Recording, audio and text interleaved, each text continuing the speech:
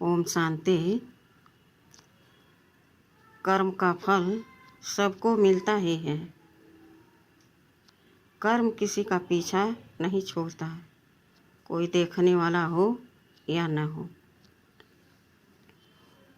एक धर्मात्मा एक गांव में रहते थे। एकदम निष्ठा भाव से धर्म पर चलते थे, भगवान की भक्ति में मगन रहते थे। बहुत धनी नहीं थे, बस उनका गुजारा होता था, लेकिन वह एकदम शांत, खुश, स्वतंत्र रहते थे। वहीं कुछ दूर पर एक सोनार रहता था, सोने का काम करता था। वह बहुत धनी था। लोग उसके पास जब आते तो वह असली सोना समझकर परख कर रख लेता और नकली जेवर बनाकर उस पर सोने का पानी चढ़ा करके लोगों को दे करके ठगी करता था। लेकिन सोनार जो ठहरा एक गया, और कब उसको यह पता चला कि हमको नकली दे दिया, तब तक लोग आते ही रहेंगे। तो एक किसी ने ऐसा परखा जिसको पता चला कि यह नकली है। अब वह कोर्ट कचहरी में तो गया नहीं। सीधी सी बात है, लोग सहन कर जाते हैं, कौन जाए बात बढ़ाने। छोटी सी बात है, कोर्ट कचहरी कौन जाए, झगड़ा लड़ाई कौन करे। उनका धंधा तो खूब चल रहा है, खूब नामी ग्रामी वह हो गए, बहुत बिक्री हो रही है। बड़े बड़े लोग उनके दुकान पर आने लगे। वहीं कुछ दूर पर कर्मचारी राज में रहते थे। वह रात को गश्त देते थे, और जब रात को गश्त देते थे तो यह सोनार इतना धनवान कि 12 से 1 बजे तक वह अपना माल गिनता, रुपया पैसा सब जतन करता। वह सब देखते देखते 1 साल बीत गया।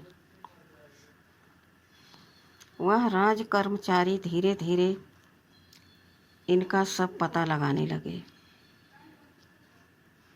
जब वह सोने चला जाता है तो वह सब आते, 2 कर्मचारी थे, दोनों आते और देखते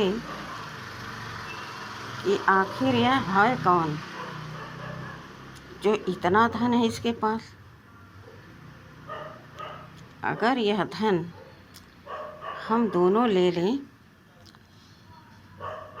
चोरी कर लें, तो यहाँ कोई रहता नहीं, पता भी नहीं चलेगा, और हमारे पास इतना धन हो जाएगा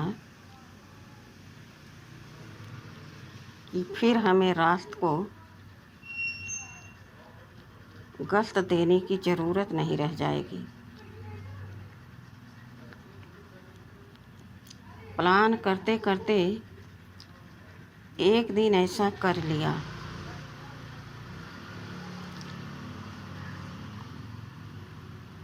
सारा धन जब इकट्ठा कर लिया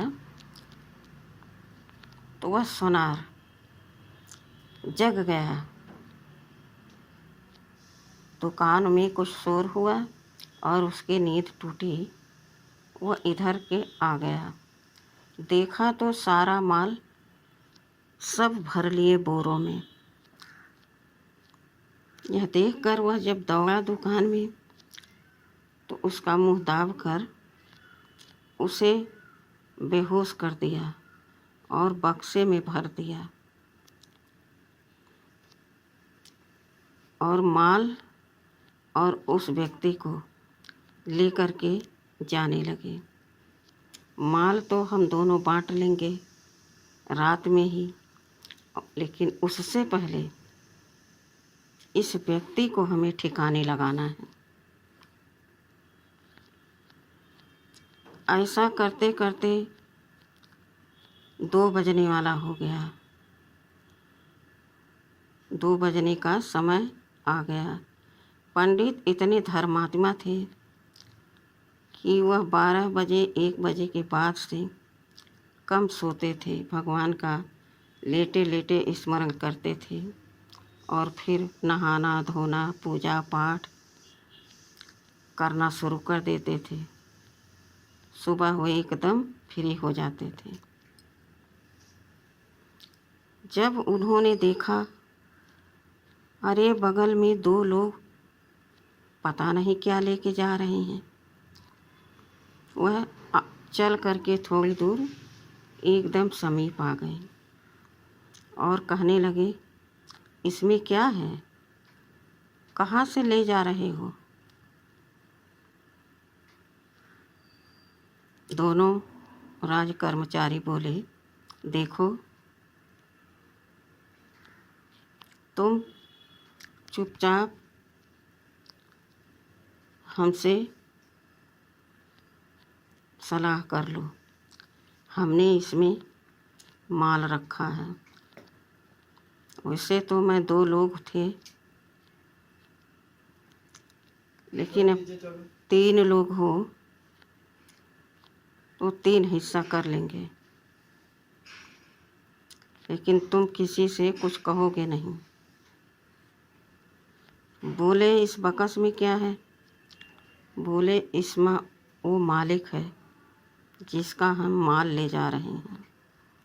इसने हमें देख लिया तो यह सुबह हमको पकड़वा के जेल में भिजवा देता, इसलिए इसको हमने बंद करके इसको ख़त्म करने का फैसला कर लिया है। रात में ही इसको ठिकाने लगाएंगे और माल को 2 हिस्सा करना था, लेकिन अब 3 कर लेंगे। तुम किसी से कुछ कहोगे नहीं। वह धर्मात्मा बोले, स्थूल धन के लिए मैं झूठ बोलूं, यह मुझसे हो नहीं सकता। दोनों आपस में सलाह कर लिए। इतने जल्दी दिमाग फिर गया। जोर जोर से चिल्लाने लगे, देखो यह पंडित इतना माल चुराया है और एक व्यक्ति को मार करके बकस में बंद करके कहीं ले जा रहा है। यह आवाज़ सुन करके लोग इकट्ठा आ गए। सबने उन दोनों की बात मान ली। इतनी सफाई से उसने बयान दिया, मैं गश्त पर था, इनको ऐसा माल लेते हुए और व्यक्ति को मारकर बकस में भरते हुए देखा है। अब ये लेकर के जा रहे हैं। सबको विश्वास हो गया। सुबह पुलिस आई और उसको जेल में डाल दिया गया। कई साल तक जेल में पड़ा रहा। जब वह आता, जज के सामने पेशी होती, तो एक ही बात कहता, कहाँ है भगवान, कैसा है उनका न्याय? उनको यह नहीं दिखता कौन गलत कर रहा कौन सही। यही भगवान का न्याय है, कहीं भगवान नहीं है। भगवान होते तो न्याय करते धर्म की, लेकिन यहाँ तो अन्याय का न्याय हो रहा है। धर्मात्मा और वह दोनों राज कर्मचारी तीनों जेल में पड़े हैं। वो दोनों तो खुश हैं, भल इन्होंने हमारी विरोध की, अब जेल में पड़े हैं। टेंशन धर्मात्मा को है, पंडित जी को है। वो दोनों खाते और इनकी मौज उड़ाते। ऐसा कई साल बीत गया। जब पेशी पर आता धर्मात्मा पंडित तो एक ही बात कहता, यह सुनते सुनते एक बार जब आया तो जज को इस बात का बड़ा धक्का लगा और उन्होंने अपने अंदर विचार किया, आखिर यह इंसान एक ही बात जब आता है तब कहता है, कहाँ है भगवान, कहाँ है उसकी न्याय, आखिर सत्य क्या है। वह यह नहीं कहता कि मुझे छोड़ दो, मैंने कुछ नहीं किया। वह यह समझता कि मेरे कहने से कोई सुनने वाला नहीं है। तब जज ने एक युक्ति रची और एक शव आया जिसका पोस्टमार्टम होना था। उसको जज ने अपने पास बुला लिया, रखवा लिया और जज के पास जो मुंशी रहता था उसको और यह तीनों को नदी के किनारे भेज दिया और कहा, तुम तीनों चलो, इस शव को लेकर के मैं और लोगों को लेकर के आता हूँ। यह तीनों नदी किनारे पहुँचे और जज के पास जो एक आदमी रहता था वह भी साथ में था। वहाँ जब अकेले दोनों पाए तब महात्मा को कहने लगे, देखा, ईमानदारी का फल बहुत बुरा होता है। अब जेल में सड़ रहे हो, अगर मेरी बात मान लिए होते धन भी मिल जाता, किसी को पता भी नहीं चलता और जेल में आने की नौबत नहीं आती। धर्मात्मा सर झुकाए सुन रहे थे। बगल में वह व्यक्ति सुन रहा था। फिर वहाँ जब जज को यह पता चला, वह आके व्यक्ति बताया कि जज साहब, यह दोनों व्यक्ति उस महात्मा धर्मात्मा को फंसा कर जेल में डाल दिया है। दोनों उनको धमकी दे रहे थे कि अगर मेरी बात मान लेते तो आज यह दिन तुम्हारे सामने नहीं आता, तुम्हारे पास धन भी होता और किसी को पता भी नहीं चलता और जेल आने का तो कोई जगह ही नहीं थी। जज को जब यह बात पता चला तब वह तीनों को बुलाया और जज ने कहा कि तीनों को मेरे सामने पेश किया जाए। जब तीनों उनके सामने आए, फिर महात्मा ने यही कहना शुरू कर दिया, कहाँ है भगवान, कहाँ है उसकी न्याय,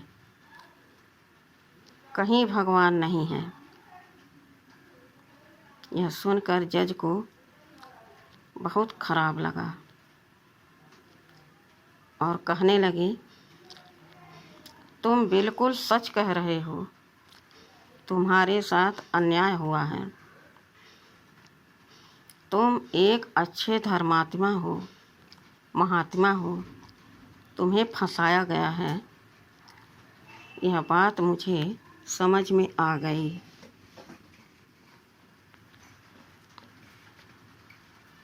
महात्मा बोले, हाँ, मैं सच कह रहा हूँ, भगवान नहीं है, कहीं उसकी न्याय नहीं होती, सदैव अन्याय की विजय होती है।